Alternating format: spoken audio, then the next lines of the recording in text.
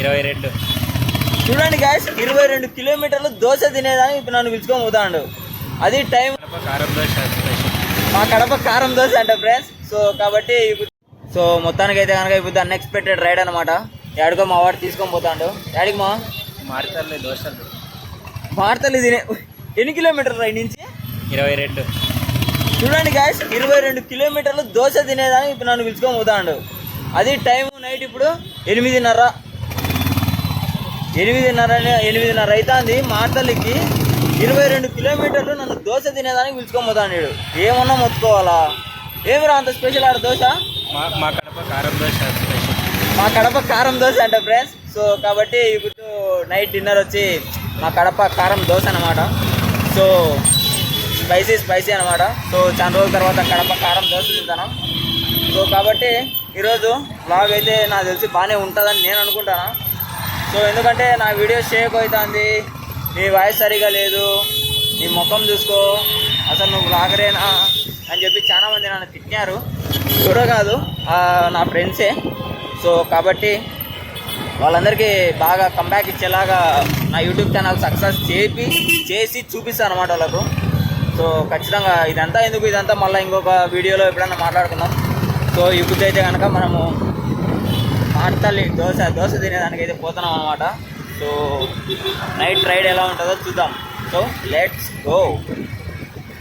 చూడండి ఫ్రెండ్స్, 2 ఆటోల మధ్యలో దూకాలని ట్రై చేస్తాను పిల్లడు.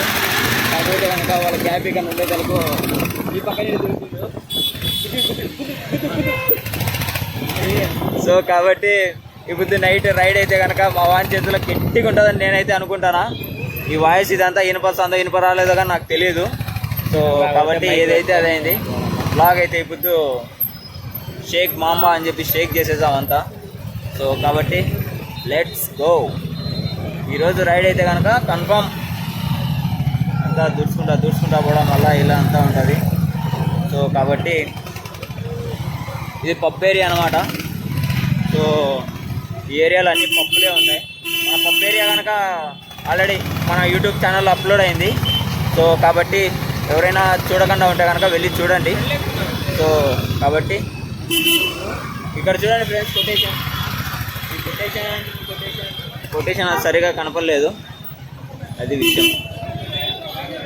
సో సిగ్నల్ పడింది, సిగ్నల్ దగ్గర స్టాపింగ్.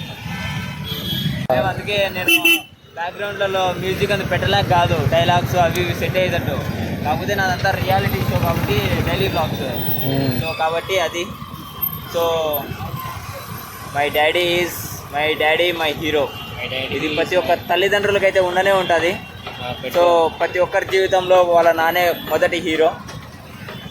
నా జీవితంలో అయితే కనుక మా నాన్నే నాకు హీరో. ఎందుకంటే మా నాన్న మాకు కష్టం రాకుండా మమ్మల్ని పెంచినాడు. సో కాబట్టి నేను ఈ స్టేజ్లో ఉన్నానంటే దానికి కారణం మా నాన్నే. ఇప్పుడే కానీ మమ్మల్ని అయితే కనుక కష్టపెట్టకుండా ఆయన కష్టపడి తినక మమ్మల్ని ఈ రేంజ్కి తీసుకొచ్చినాడు. అందరిలో మమ్మల్ని ఒక స్థాయికి తీసుకొచ్చాడంటే దానికి మా నాన్నే కారణం. సో కాబట్టి ప్రతి ఒక్కరి లైఫ్లో మొదటి హీరో ఎవరు అంటే మా నాన్న. మీ నాన్నగా అయ్యేటట్టు. సో మీ నాన్నగా మీ హీరో అయితే కనుక ఖచ్చితంగా మై డాడీ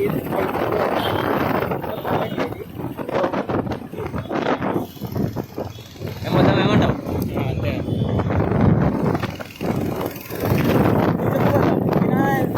హీరోనా? డెఫినెట్లీగా హీరోనే ఉంటుంది కదా. డెఫినెట్లీ హీరోనే. ఎందుకంటే ఒక ఫాదర్ వచ్చేసి తన బిడ్డలను ఎట్లా చూసుకుంటాడంటే ఏ కష్టం రాకుండా తనే ఫేస్ చేసుకుంటా తన కొడుకులు బాగుండాలనేసి, అంటే బాగా ఉండాలనేసి కోరుకునేది మొదటి వ్యక్తి నాన్ననే అనమాట. అంటే అమ్మ ఉంటుంది, అమ్మ అంటే బేసికలీ అమ్మ రోల్ అనేది అమ్మ ఇంపార్టెన్స్ ఉంటుంది. But most of all daddy role అనేది ఎక్కువ ఇంటి అంటే కుటుంబంలో. సో ఓవరాల్గా అయితే నీకు అమ్మ నాన్న గురించి చెప్పడం అయిపోయింది. సో అదేనమాట. సో ఫైనల్లీ అయితే కనుక అమ్మ నాన్న అనేవాళ్ళు ఇద్దరూ ముఖ్యం. సో ఎందుకంటే వాళ్ళ ప్రేమ మనకి ఎంత ఉంటే మనము అంత ఉంటుంది. మనం పెరిగే పద్ధతి 10 మంది మన క్యారెక్టర్ను ఒప్పుకుంటానంటే దానికి కారణం మన క్యారెక్టర్ కాదు, అది మన అమ్మ నాన్న పెంచిన ఆ క్యారెక్టర్ వల్లనే మనకు పేరు వస్తుంది. సో కాబట్టి నువ్వు ఎలా బతుకుతున్నావు, నువ్వు ఎలా ఉన్నావు, 10 మందిలో మీకు పేరు ఉంది, 10 మంది నీ కాడ డబ్బులు లేకుండా నీ క్యారెక్టర్ని చూసి ఉంటానంటే అది నీ వల్ల కాదు, కేవలం మీ అమ్మ మీ నాన్న పెంచిన క్యారెక్టర్ వల్ల మీకు అలా ఉంటుంది. సో మీరు మీ క్యారెక్టర్ గొప్పదైతే ఆటోమేటిక్గా మీ అమ్మ నాన్న కనుక గొప్పోళ్ళు బాస్. సో కాబట్టి ప్రతి ఒక్కరు అమ్మ నాన్న అనేది వాళ్ళ మీరు మంచిగా తెచ్చినా తేకపోయినా మీ అమ్మ నాన్నలకి అయితే కనుక చెడ్డ పేరు తేవద్దండి.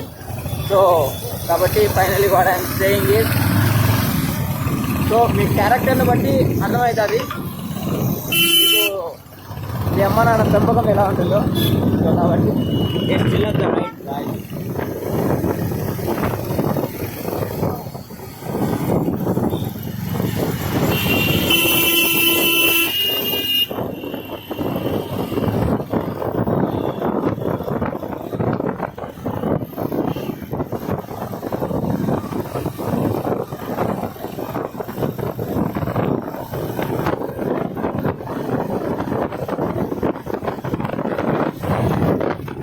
దోస్త్ దగ్గరికి వచ్చేసాం.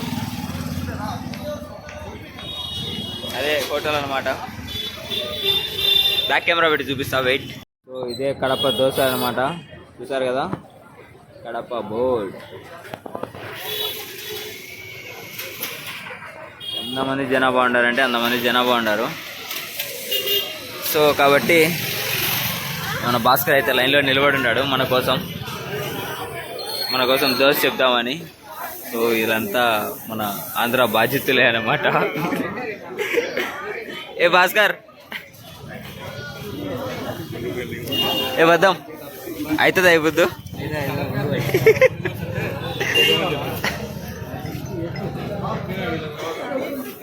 ఫైనలీ ఆఫ్టర్ ½ తర్వాత దోశలు. అయ్యా బాబు గారు డబుల్ ఎగ్ దోశ తింటాను, నేను నార్మల్ దోశ చెప్పాను. ఏమవుతుంది, ఏం కాదులే. ఎట్టింది వద్దాం, బాగుందా? సో కాబట్టి సో బ్యాక్ సైడ్ చూసారా ఇంకా ఎంతమంది జనాభా ఉన్నారు. అది కడప అంటే ఏడైనా ఫేమస్ అబ్బా, కడప కారం కడపలు అంటే మాత్రం ఉంటుంది. సరేనా? Okay bye bye. తిన్న తర్వాత టేస్ట్ ఎలా ఉందో రివ్యూ ఇస్తాం. Okay bye. సో ఫైనల్గా అయితే కనుక కారం దోశ తినేసాం. నిజం చెప్తున్నా, కారం అంటే నిజంగా మన ఆంధ్ర స్పెషల్గా దొరుకుతుంది ఇక్కడ. సో కాబట్టి ఈ లొకేషన్ వచ్చేసి మామూలుగా కామెంట్ బాక్స్లో పెడతాను. ఒకవేళ మీరు తినాలా అనుకుంటే కనుక తినండి. ఇక్కడ నుండి ఆర్డర్స్ కనుక తెచ్చుకోవచ్చు, చుట్టుపక్కల ఉంటే ఆర్డర్స్ కనుక జొమాటో స్విగ్గీలలో కనుక దొరుకుతాయి. సో కాబట్టి కారం అయితే చట్నీ అయితే ఎక్సలెంట్ అబ్బా, ఇది మాట కన్ఫర్మ్. సో నెక్స్ట్ బ్లాగ్తో ఇంకా మీకు నచ్చే విధంగా నేను ట్రై చేస్తాను. So please subscribe, like, comment and share.